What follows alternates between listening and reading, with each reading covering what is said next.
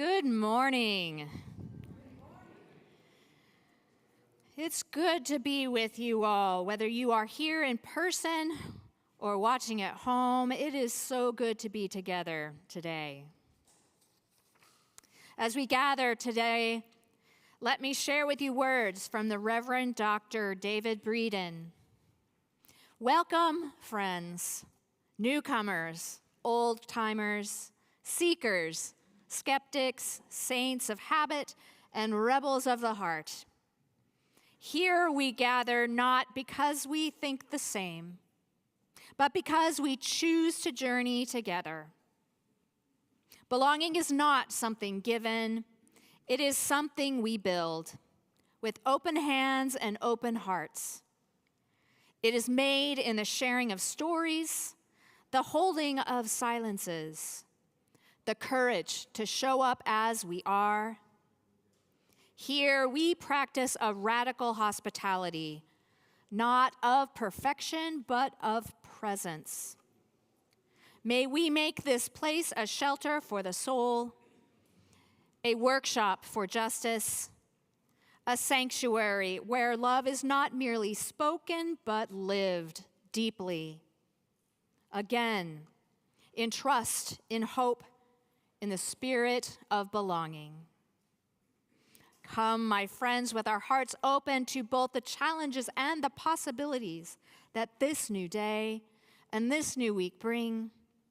With our hearts open to all that inspires and sustains and redeems and transforms us.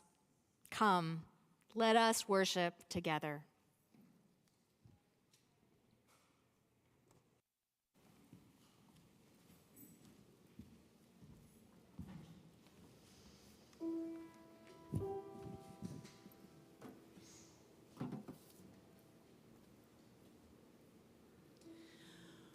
Hold you in our circle, hold you in our love, hold you in our circle, hold you in our love,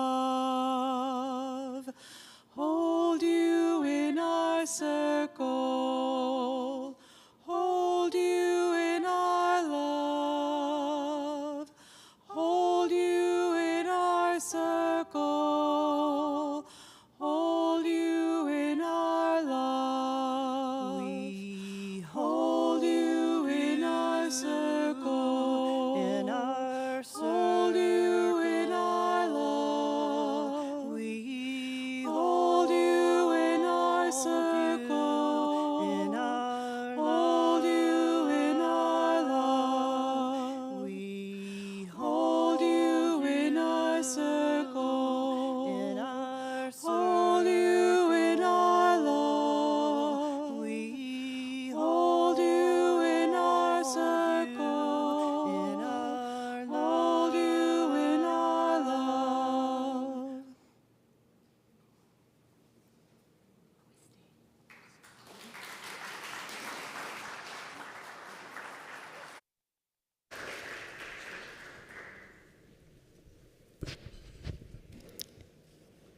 Thank you so much, Anne, Amy, and Jean Marie. That was so beautiful, and it really uplifted my heart. The flaming chalice is the symbol of the Unitarian Universalist tradition, the liberal religious tradition to which this congregation belongs. Will those of you who are here with us today in person please stand as you are able for our chalice lighting? And if you have a chalice at home, I invite you to light it with me at this time. As we kindle this flame, we recommit ourselves to nurturing the spirits of one another and the common good of the world we share. May the light of this flame be welcoming to all who seek a liberal religious home. And for those of you who are already standing, I invite you to remain so for our opening hymn, and that is in the Teal hymnal number 1023, Building Bridges. We will sing this first in unison and then in a two-part round. If you're on this half of the sanctuary, follow me. If you're on the other half, follow Anne and Amy. But we'll start singing in unison.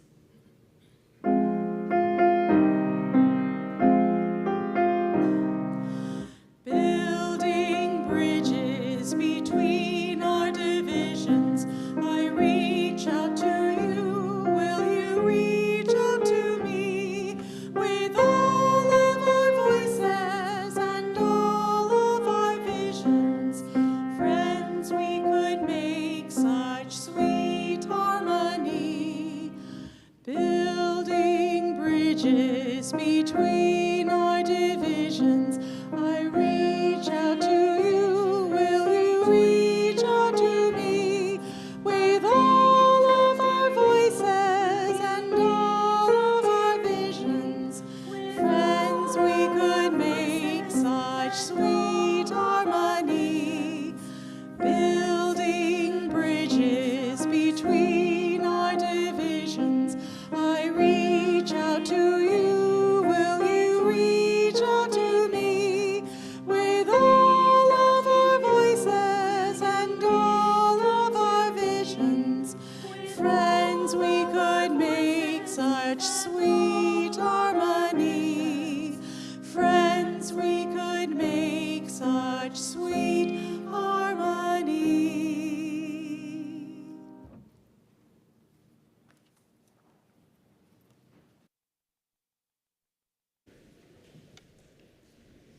Good morning, everyone.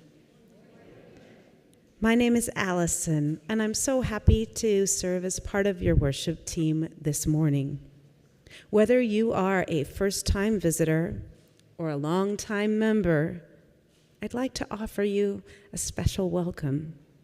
Here at the Unitarian Universalist Fellowship of Raleigh, we are intentionally inclusive, liberally religious, and actively serving the common good of our shared world. Whoever you are and wherever you are on your own spiritual journey, you are welcome here. This morning, we have a special announcement from Alexa Wright and Aaron Martinez, who will be telling us a little bit more about the Liberation Tree. Thank you, Alexa and Aaron.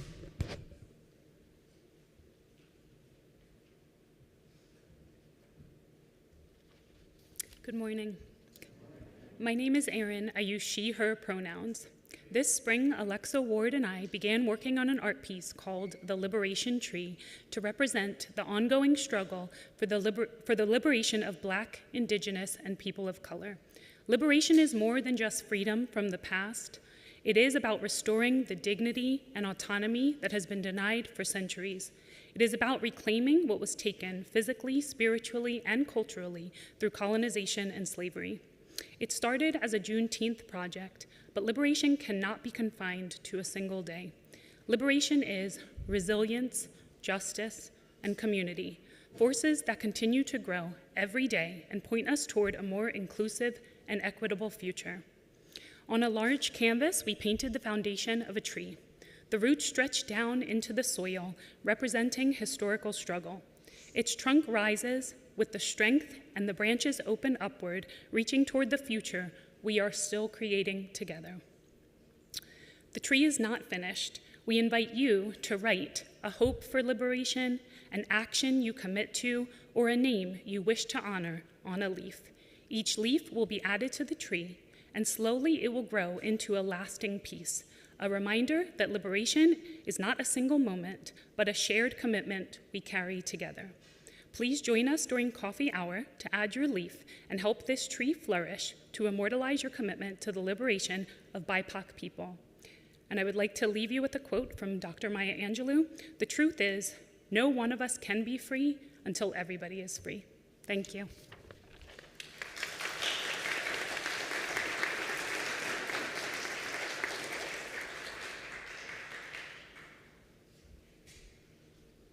Thank you so much.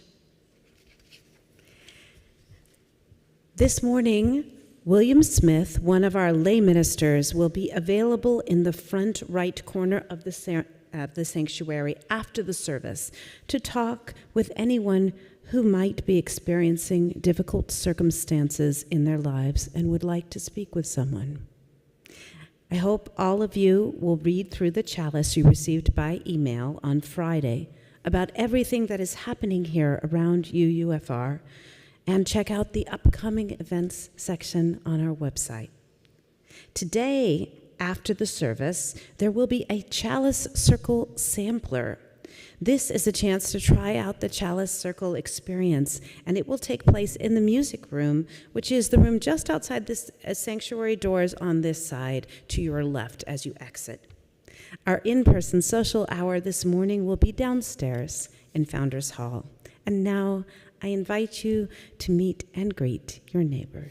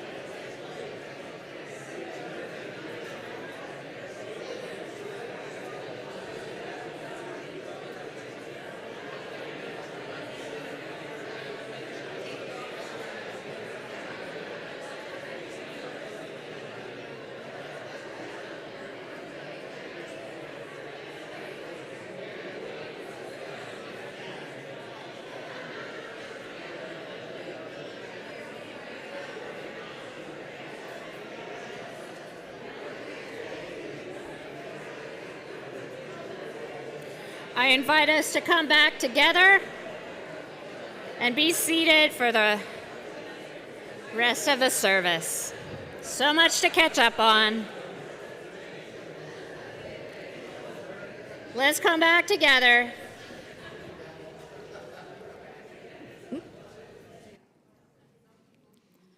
I know, it's hard to tear people away from these important conversations. That's good. This is the time in our service when we acknowledge some of the joys and some of the sorrows of this community. We do this because we believe a joy shared is a joy made even greater, and a sorrow shared is made a little easier to bear. Linda Rogers reports she will be moving to assisted living at Glen Eyre tomorrow on Monday. She is looking forward to maintaining her health and strength by being part of the Glen Eyre community, and she shares her gratitude for the UUFR community for so much help in packing and transitioning intellectually. Bob Fern shares that September 15th will be the 74th anniversary of his marriage to his late wife, Priscilla. Robin Banker is on her 4th pilgrimage on the Camino de Santiago. This time, instead of following her best friend Jenna, she will be carrying her ashes. She asks that we hold her in our hearts during the next couple of weeks when she is on this physically and emotionally challenging journey. Marie Llewellyn shares that she is grateful for the ways she is connecting more with community and for being able to tap back into her creativity, which brings her happiness and peace. She also shares her sorrow that she is facing housing instability, has recently lost her employment, and is seeking a stable solution for herself and her daughter before mid-November. Elle Penley's friend Jessica was in a car crash. She's out of the hospital and recovering. Pat McLaughlin's beautiful cat Tabby died last week. She was a constant companion for 18 years through joy and sorrow and will be missed. Russ and Lynn Outcault's dear friend of over 30 years, Kitty Williams, lost her long battle with cancer on September 1st. We ask that you keep her family and husband Miles in your prayers. Today, may we remember the families of Charlie Kirk, Melissa Hortman and her husband, and of all victims of political violence.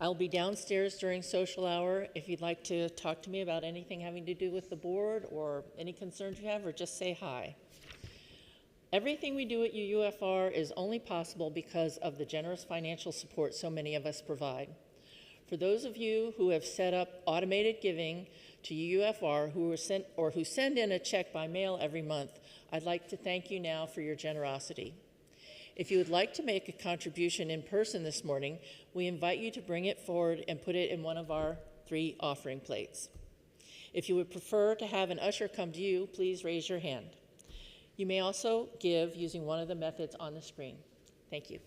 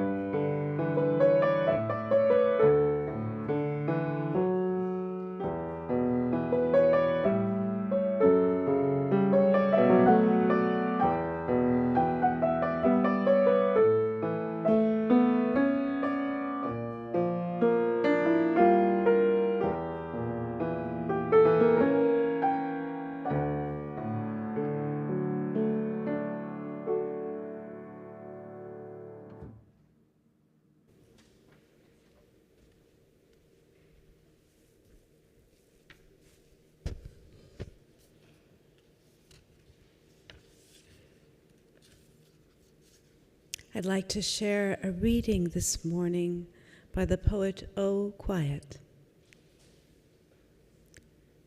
You arrived while the kettle was still whistling. I didn't hear you knock. I was watching the steam rise. You waited, quiet. I opened the door like I meant to, even though my hands were full, even though your name was unfamiliar in my mouth. You didn't have papers.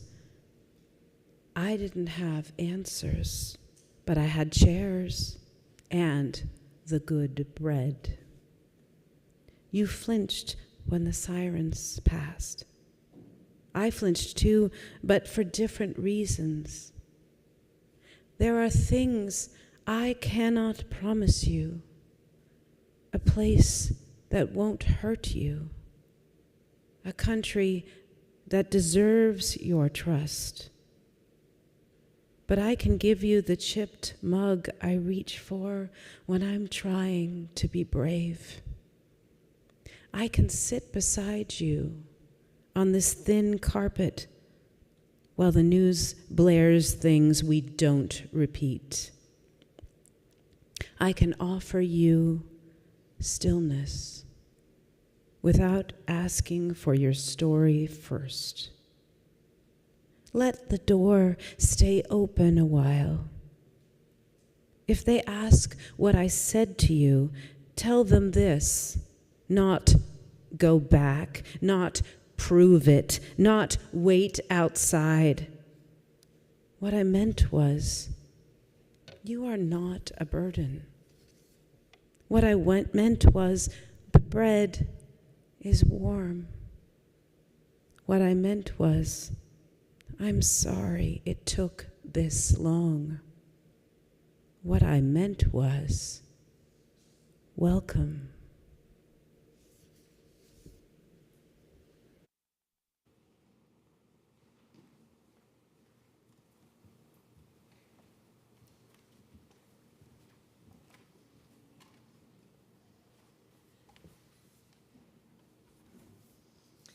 You are more than welcome. You are invited to participate in the chorus of the song, which is going to sound like...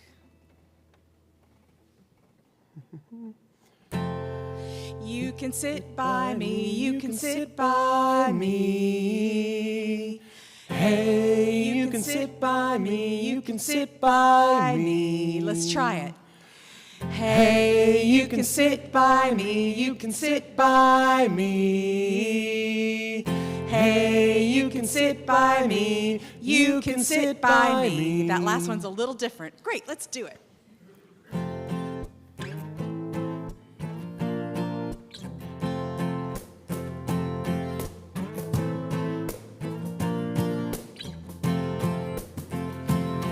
Have you ever been the new kid at your school? Showing up on the first day, not sure where to go or what to do? Have you ever walked into a brand new classroom? You look around, look down at the ground, wishing someone would say to you, hey, you can sit by me, you can sit by me. Hey, you can sit by me, you can sit by me. Hey, you can sit by me, you can sit by me. Hey, you can sit by me, you can sit by me. Have you ever been the old kid at your school? You know your way around town pretty well, maybe you've never moved. Have you ever watched a new kid walk into your classroom? They could be your new best friend, so you decide to be brave and say to them, hey, you can sit by me, you can sit by me. Hey, you can sit by me, you can sit by me. Hey, you can sit by me, you can sit by me.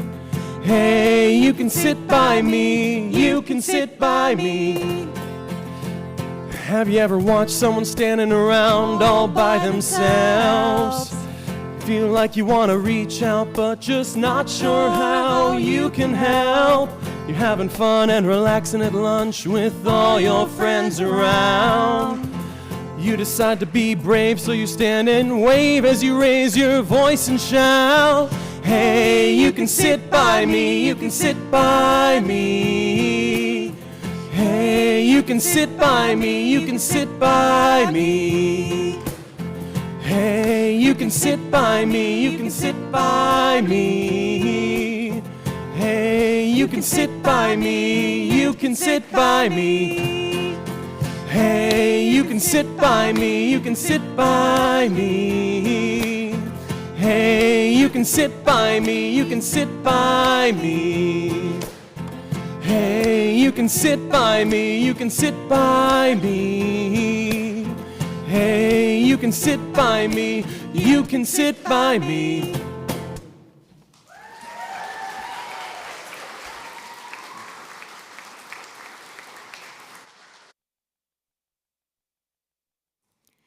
Thank you, Jean Marie and Zane and Charlie and Ann and Amy and Tatiana. Let's give some more love to the musicians.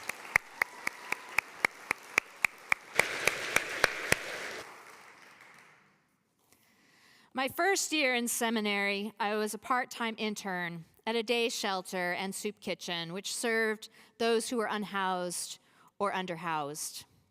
Many of the guests at the shelter were brown or black folks, mostly men. I'd never worked in a soup kitchen before or among a similar population before, and I didn't know what I was doing. So I watched staff members and I watched the longtime volunteers. I was most impressed by one of the volunteers named Anita. She was a small white lady in her 70s. She mostly worked at the coffee station, handing out little sugar packets to the guests. As she did so, she would look and interact with each guest in a way that felt genuinely loving and accepting. It seemed like such a small thing to offer, especially in a place where much as the staff at the shelter tried to empower the guests. Needing to get food from a shelter can be an undignified experience. Add to that one of the rules of the shelter being that the guests were limited to 2 sugar packets per cup of coffee. So they couldn't even get the coffee as sweet as they wanted it. And thus, this is why we needed a volunteer to hand out the sugar packets. What could a volunteer like Anita possibly offer in such a moment? Anita offered a moment of dignity, a moment of seeing the full humanity in another human being. Anita offered a moment of compassion, a moment of love, a moment of acceptance. And what Anita really offered was a moment of belonging. Anita offered the same belonging when she spoke with me. Anita had no pretense or hidden agenda. You could just tell. Anita was truly curious about me, and she took the time to listen to what I had to say. For that moment, we belonged with each other, human being to human being, and it felt like home. I invite you into a little thought experiment or a moment of meditation. For the next 30 seconds or so, I'll keep track of the time. I invite you to think about a time you felt like you belonged, or how you would feel if you felt like you belonged. Let's begin.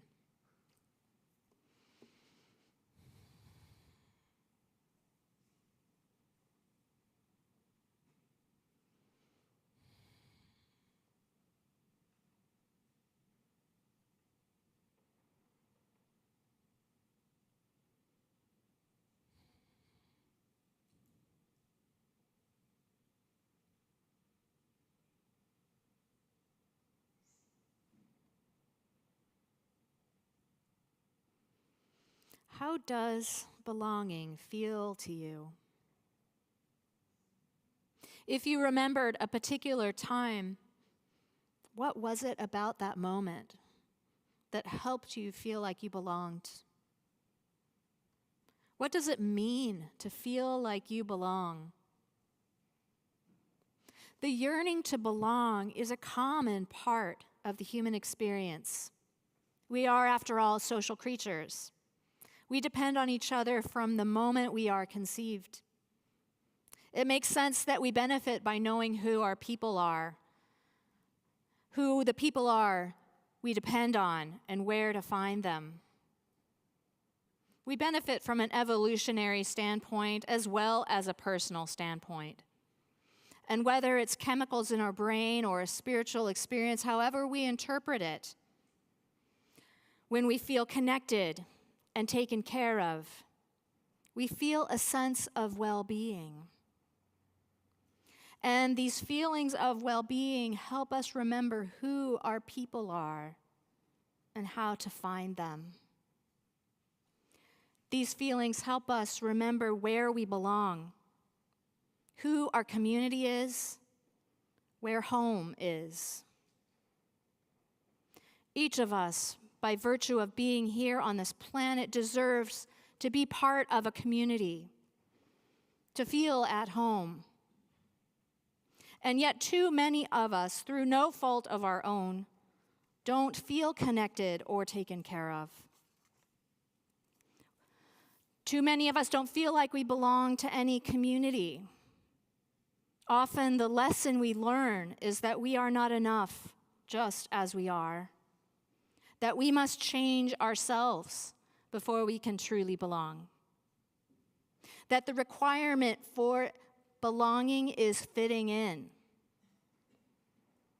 Unfortunately, this pattern of thinking can make it even more difficult for us to find the true belonging we long for. In the words of Brené Brown, the thing is, we are wired to be part of something bigger than us so deeply that sometimes we will take fitting in as a substitute. But actually, fitting in is the greatest barrier to belonging, because fitting in says, be like them to be accepted. Belonging says, this is who I am. I hope we can make a connection. When I try to fit in find belonging by fitting in, I cheat myself of being authentic to my true self. I also cheat others of sharing my true self with them. But even more insidious, if I believe that belonging requires fitting in, I am going to deny membership to anyone who doesn't fit in. For centuries, European culture has made a science of deciding who fits in and who doesn't, of who can own land and who can't, who has power to determine their own destiny and who doesn't, who is granted full humanity and who isn't. Back in hunter-gatherer days, food and other resources could be scarce, and tough decisions needed to be made about how resources are distributed. Food could be shared within a particular clan, but not necessarily with a neighboring clan. There was some necessity for in-group, out-group separations. But at some time, along the course of the evolution of Western civilization, those who were in the in-group were granted full humanity, and those in the out-group were seen and treated as less than human. Here in the United States, we are witnessing those in power trying to define who belongs to the in-group and who doesn't, and applying increasingly dehumanizing policies towards those who they say don't belong. Brian Stout writes, "When we define the boundaries of belonging, do we still see the other, who is not us, as a legitimate other? Do we still include them in what John Powell calls the circle of human concern? Any effort that seeks to solve for my belonging without caring about yours is not belonging, it is exclusion. It can feel like belonging to those on the inside, but it's a false belonging. It's contingent on othering. Othering. Often the result of isms. So many isms. Racism, ageism, ableism, the list goes on and on. Those times we succumb to our larger society's messages that some of us are more deserving of humanity than others.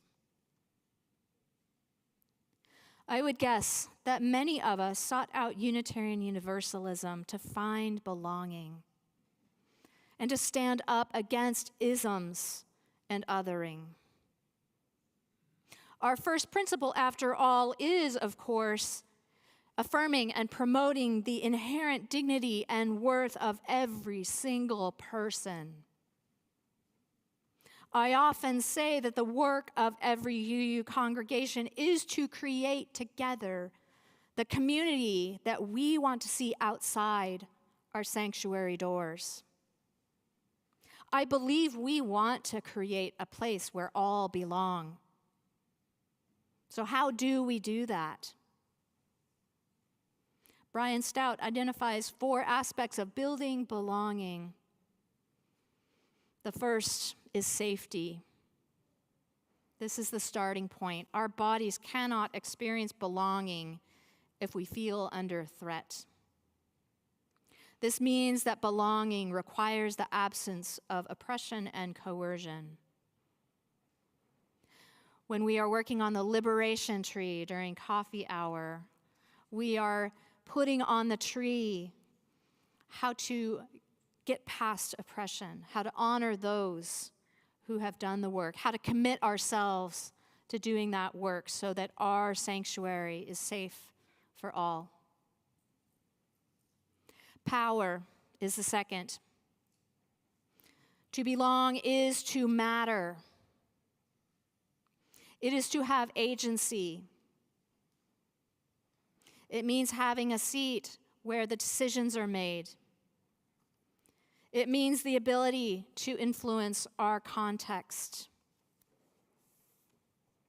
The third thing is wholeness. For many of us, the path to alienation begins by denying or rejecting aspects of ourselves. It is about fragmentation. Some of us are okay, some of us are not. Belonging is about integration, about showing up as our full, unalienated selves, and to create space for all others to do the same. The fourth is right relationship. Part of right relationship is knowing that we each belong by the very virtue of being here on earth. And part of that knowledge is our responsibility to learn to be our whole, authentic selves. Truly belonging requires nothing less. The other part of right relationship is making room for others to be their whole, authentic selves. The tension running beneath it all is honoring boundaries in loving and ethical ways. I can disagree with someone else. Often the deepest learning comes from disagreement and conflict. But I must behave in right relationship. I must communicate my boundaries. I must honor the boundaries of others and always respect full humanity. When I ask people what they like about UU communities, they sometimes say that they find people of like mind. I wonder if this is really what we want. Do we truly want a community where people think alike? Is this how we create belonging? Or are we rather trying to say that we are like-hearted? That we believe in the power of community and belonging so strongly that we truly welcome all who come through our doors and also live outside our doors? How do we welcome the stranger? We can ask him to sit by me, sit by me. We can see them for who they truly are.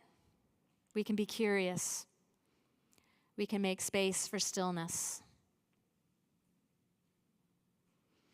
Anita had this way of looking at you like you were loved and accepted just as you are. She just had that way about her. And I aspire to be like that. Go back to your meditation or your reflection for earlier. Think about how it felt to belong. How might you help others feel that same way? If there was someone else in your memory, what did they do to help you feel welcomed? And how can you do the same?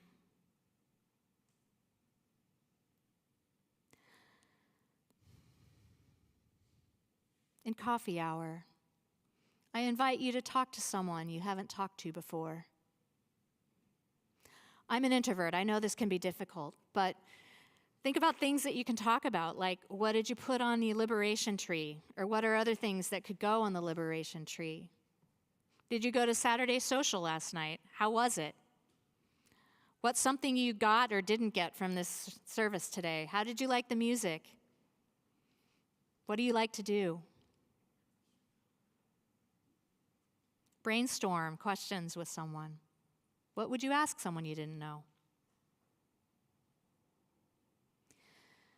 We are here to build the community we want to see outside these walls. May we remember that we are all worthy of showing up as our true glorious selves. May we learn ways to welcome the full, authentic selves of everyone. May it be so. Amen. For closing words, I would like to share we are singing next. We are singing together. Please stand as you are able for our closing hymn, which is number 1008, When Our Heart is in a Holy Place.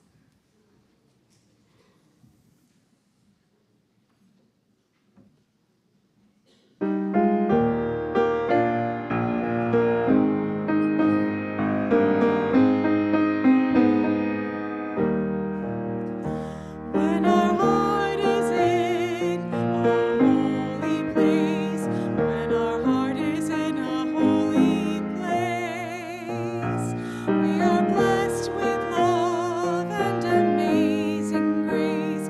When our heart is in a holy place, when we trust the wisdom in each of us, every color, every creed and kind, and we see our faces in each other's eyes, then our heart is in a holy place. When our heart is in a holy place, when our heart is in a holy place, we are blessed with love and amazing grace. When our heart is in a holy place, when we tell our story from deep inside, and we listen with our loving mind, and we hear our voices in each other's words, then our heart is in a holy place. When our heart is in a holy place, when our heart is in a holy place, we are blessed with love and amazing grace.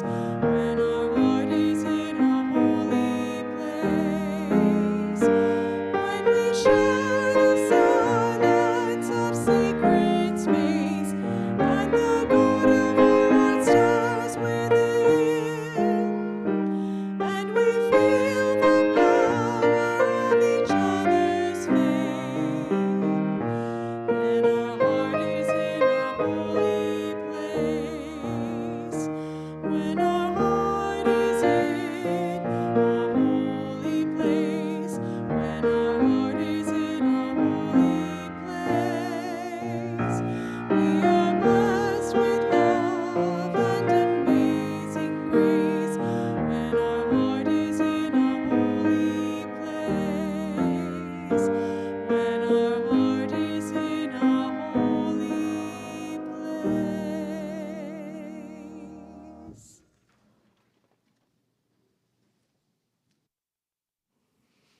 Please be seated. For our closing words, I would like to share words from Reverend Michelle Collins. As we leave this sacred hour, may the welcome we receive become the welcome we extend. Let us meet the world with open hearts, open hands, and the audacity to build spaces where every soul feels at home. Amen.